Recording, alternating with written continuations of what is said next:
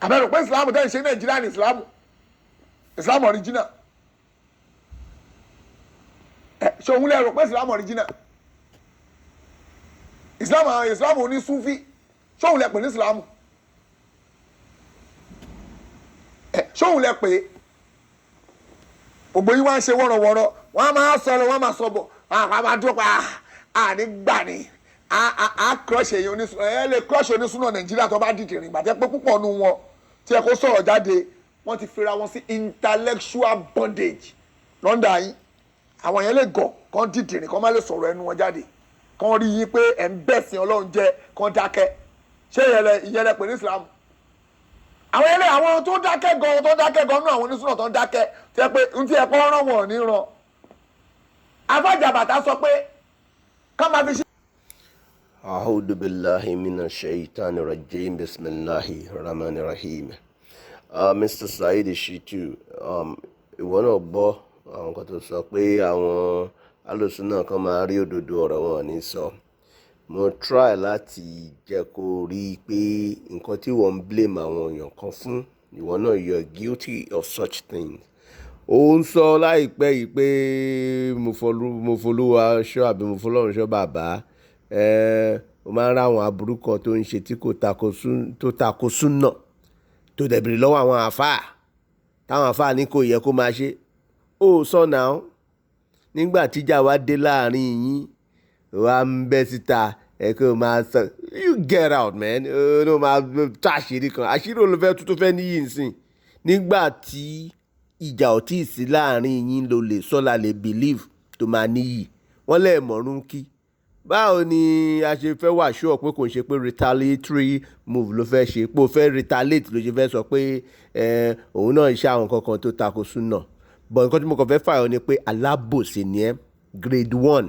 alábòsí ni ẹ́ Saheed Shittu. Tó bá yẹ pé àwọn oníṣúfì kan náà báwọn kan wọ́n máa pariwo lójoojúmọ́ máa pa ṣé o mọ̀ pé bẹ́ẹ̀ náà ni àbúrò ìmọ̀ tó ló tú Kùránì ní tukutu àwọn ò kéwú but àwọn tó kéwú wọ́n ló tu ní tùkìtù òun náà dẹ̀ sọ pé òun gbà ó wá máa sọ lẹ́nu ẹ̀ pé kò tọ́ sẹ́nu àfọ̀ ní Quran pé torí pé kò ń ṣe alùsùnà. Can you imagine? Kí lẹ́yìn mọ̀ ń pa súnà? Ṣe bí gbogbo àwọn pálapàla tẹ fi misguide àwọn èèyàn mọ̀ pé mi máa ń tẹ̀lé ẹ tẹ́lẹ̀ gbà tí mo ti rí pálapàla tó ń ṣe ni mi ò kí ń tẹ̀lé ẹ mọ́. Ìdọ́ǹtè pàṣọ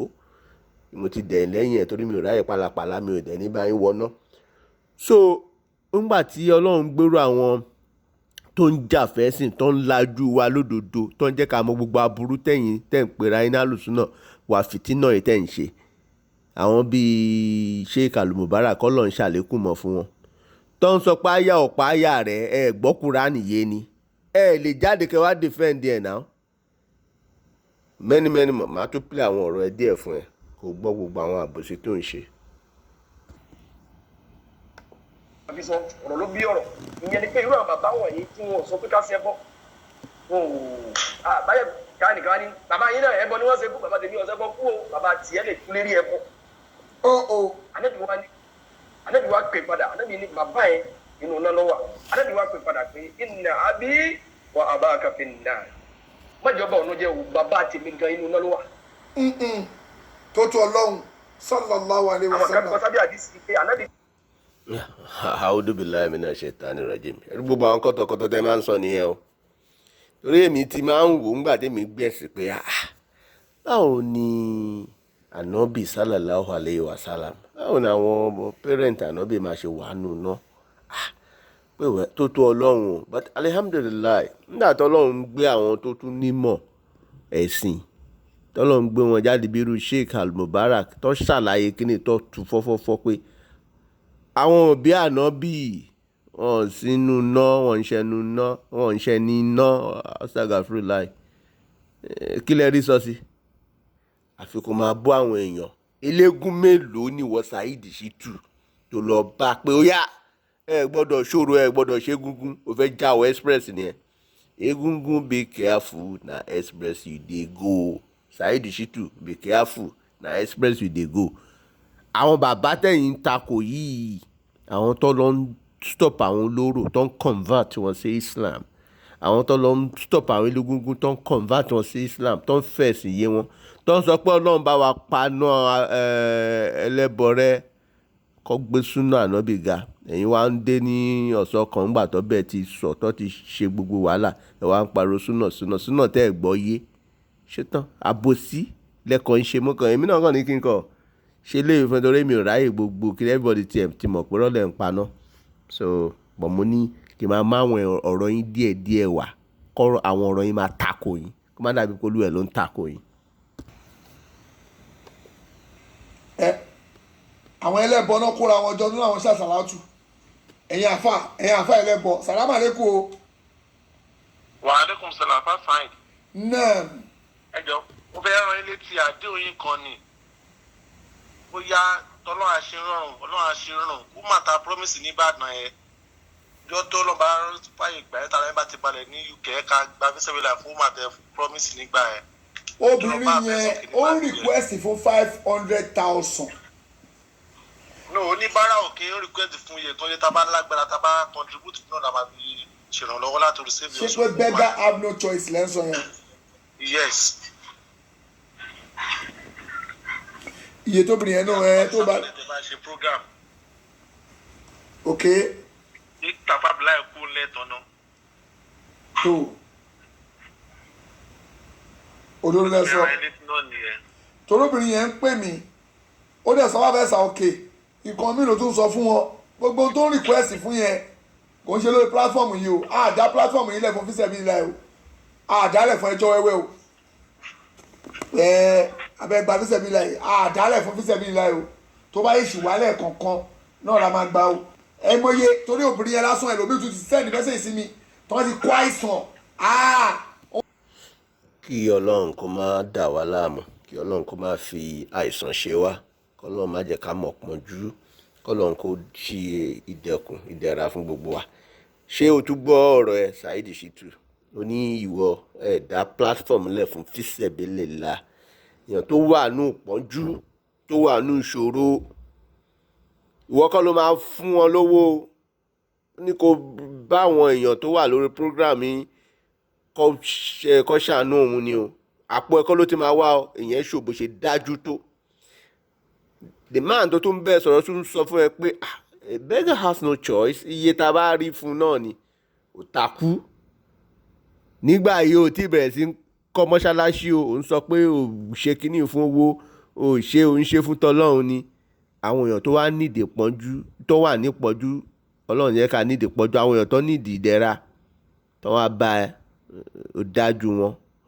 àmọ́ nísìnyí ò ń pariwo káàkiri pé kọ́ mówó wá kọ́ wá fi kọ́ mọ́ṣáláṣí ò ń gbowó àmọ́ṣẹ́ tó ń ṣe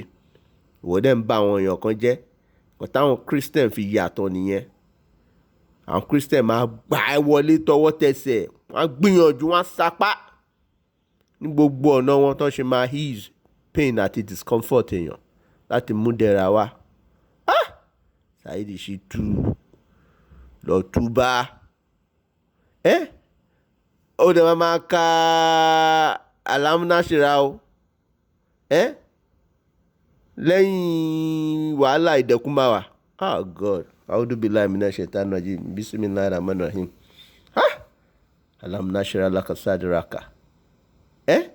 wàá dẹ̀ máa wá ìdẹ̀kùn fún ara ẹ̀ ó dẹ̀ ń dájú àwọn ẹlòmíì Ọlọ́run kúkú fi ń hàn irú èèyàn tẹ́ jẹ́ ni pé súnà kọ́lẹ̀ ń tẹ̀lé you are a blogger o tún lo derogatory language láti address woman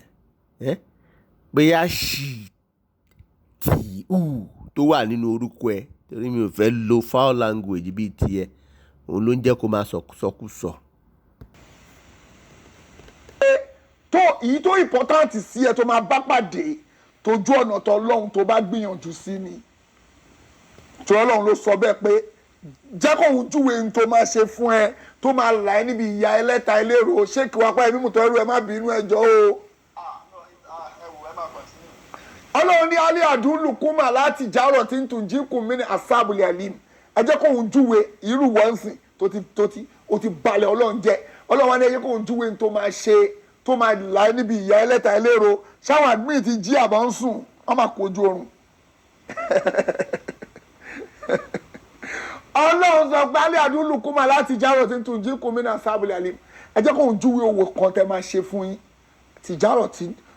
owó kan tó máa ṣe o ẹ jẹ́ kó ń júwe business tó máa ṣe tún jí kùmínà sábìlì àlè tó máa la ẹ níbi ìyá ẹlẹ́ta ẹlẹ́rọ àṣẹyà ẹlẹ́ta ẹlẹ́rọ ó wà nílẹ̀ fún almost every one of us láti balẹ̀ ọlọ́run jẹ́ ọlọ́run wa ní 2 minutes bí láì wá rọ̀ṣùlì ẹgbọ́n ọlọ́run gbọ́ ẹgbà náà bí gbọ́ wá tún já ẹdùn náà fi ṣẹ̀bí ní láì kó wá máa sapá sára sójú ọ̀nà ọlọ́run ọ̀nà fẹ́ kọ́ mọ́ṣáláṣí bó o ní nǹkan tó fẹ́ gbélé bó jẹ́ 1 bag of cement bó jẹ́ 1 bag of cement ló lágbára o deliver ẹ̀ bó jẹ́ pé iyẹ̀pẹ̀ ṣọ́bìrì kan ló lágbára o deliver ẹ̀ bó jẹ́ pé kò tiẹ̀ lọ bẹ̀ brọ́dà wa kan ọlọ́run má jẹ́ ó bàjẹ́ fún brọ́dà wa yẹn brọ́dà wa yẹn iṣẹ́ wẹ́ọ́dà náà ń ṣe àwọn tó ń kárin àwọn wẹ́dà tó máa ń ṣe rin brọ́dà wa yẹn ló lọ bá wa kárin o. Now you see how shameless you are, Saheed Shittu. Nígbà tí ìwọ wá ń fẹ́ owó látọ̀dọ̀ àwọn èèyàn, you have the effrontery láti wá lọ máa dig into the Quran and wá ń bring àwọn suitable ayat wá láti fi sọ fáwọn èèyàn pé iṣẹ́ tíyàn lè ṣe tó dájú ní fún àwọn ẹ̀dá ẹlẹgbẹ́ àbí fọ́lọ́run ní fi sabilillah. Nígbà tí wọ́n dènà èèyàn kan tó wà in need tó fẹ́ fi sabilillah ó sọ pé no. Ìgbà tí wọ́n wá fẹ́ gbowó wà lọ ń kó táyà kúrò sórí pé ẹni ibi ni ẹ́. Tàwítàwí wà náà ń pè ní blogger. Of course, what are you? Ó ń ṣe olódodo èèyàn náà. Tó bá yá wàá sọ pé òun gbógun tàwọn tí wọ́n ń tako Islam, òun gbógun tàwọn káfíròn. Àwọn wọn ló ń bá jẹun ló ń bá mu, yẹra ẹ̀ wò. Birds of the same feather flock together. Tó bá fi ọ̀rẹ́ ẹ̀ hàn mí, màá sọ fún irú èèyàn tó jẹ́. Ìwọ ń sọ pé ìwọ ò lè fi irú àwọn bàbá Sheikh Adam Al-Ilory radiyallahu wa ta'ala ìwọ ń sọ pé o ò lè fi wọ́n tọrọ pé kò bí irú wọn ò lè yá ọ̀dọ̀ ẹ̀.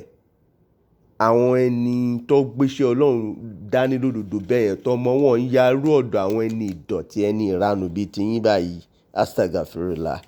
Ṣèbí wọn náà máa àwọn tó fi ń yangàn, àwọn tó máa ń pè yes tó ọ̀rọ̀ bá dójú ẹ̀, àwọn tó lè rely on. Ó mọ̀ wọ́n náà àdẹ̀mọ́ antecedent wọn, àmọ́ characters wọn tó wà questionable so to say káfílẹ̀ bẹ́ẹ̀ yẹn. So ìwọ Saheed Shittu alábòsí grade 1 ní ẹ́, òpùrọ́ ní ẹ́, àwítàwí wa máa fẹjú wa máa ràn fún àwọn alùsùn náà yín Sheikh Abu Rohimah oníkọ́lọ́ máa fi pẹ́pẹ́yẹ ojú pẹ́pẹ́yẹ kọ́lọ́ máa fi máa jóògùn kọ́ máa fi ṣe ìsọ̀yè kò rí àyà mú wá nínú Quran, kò rórúkọ Quran tá máa mú wá láti fi ṣe ìsọ̀yè but ẹ̀yin lè máa parọ́ pé bàbá Lówòrò radiyallahu wa ta'ala anhu. So bàbá Lówòrò tó sọ pé tó bá fún yín ní oògùn ẹ make sure pé kò sí pàtì èèyàn ń bẹ̀, kò sí àràmù ń bẹ̀ o. Tó bá dẹ̀ ní ẹ pé ọ̀fọ̀ ẹ má pé ọ̀fọ̀ ẹ pé Bismillahir Rahmanir Rahim instead. Ẹ ń tako irú àwọn bàbá onímọ̀ bẹ́ẹ̀ yẹn tó ní kíyàn ṣẹbọ. Àmọ́ ńgbà tó gbọ́ tí àbúrò ẹ̀ mọ́ ní pé kọ́ lọ́ máa kójú pẹ́pẹ́yẹ jọ fi ṣe ìsọ̀yè. O rí kankan sọ sí yẹn o pariwo yẹn o. Àlálábòsí ni ẹ ní ibi ni ẹ. Ọlọ́run tún yín fò. Sórí gbogbo fọlọ́nṣọ́ náà ó máa ṣe bẹ́bẹ́ kẹ bẹ́bẹ́ má dẹ̀ ń lọ kẹ wonderful orí ọkà kàdé mọ́bẹ̀ àwa máa lo ohun àbòsí kan a máa fi ké Quran ẹ̀yà alábòsí Ọlọ́run máa lu gbóngbó lórí ìgbẹ̀yìn ní kíní ìdí ń wọ bí 15 minutes ọ̀rọ̀ ti ń pọ̀ jù fún Saheed Shittu ẹ̀ka àníkó ànírùn àní sọ́tàn àwọn máa sọ́kù ni ẹ máa gbógun ẹ̀yin Fọlọ́runṣọ́ yẹn ń gbógun tu Dr. Jamiu Adégúnwà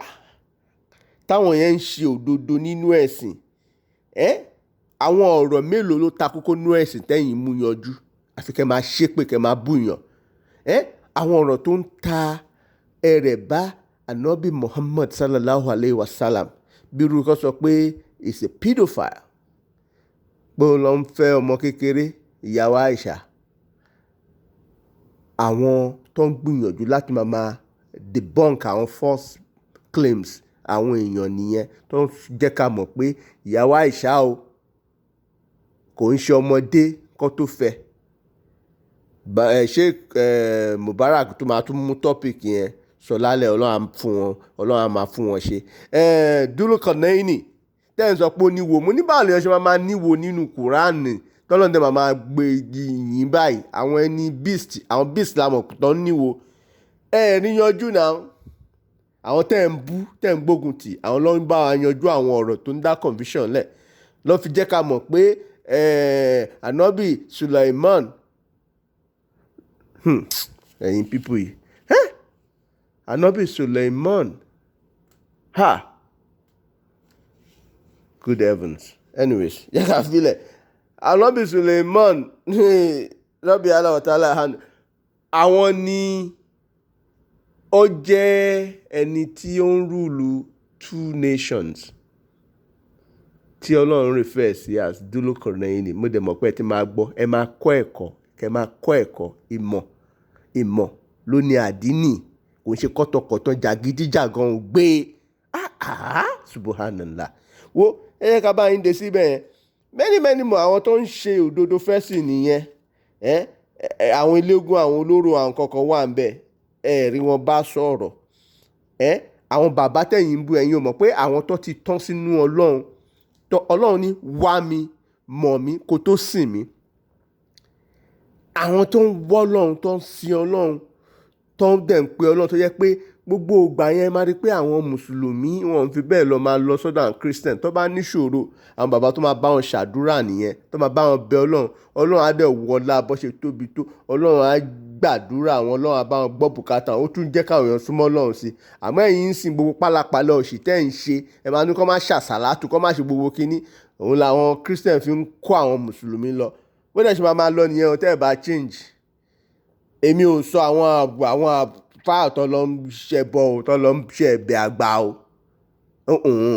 àwọn àfáà tó tọ́ sínú Ọlọ́run lódodo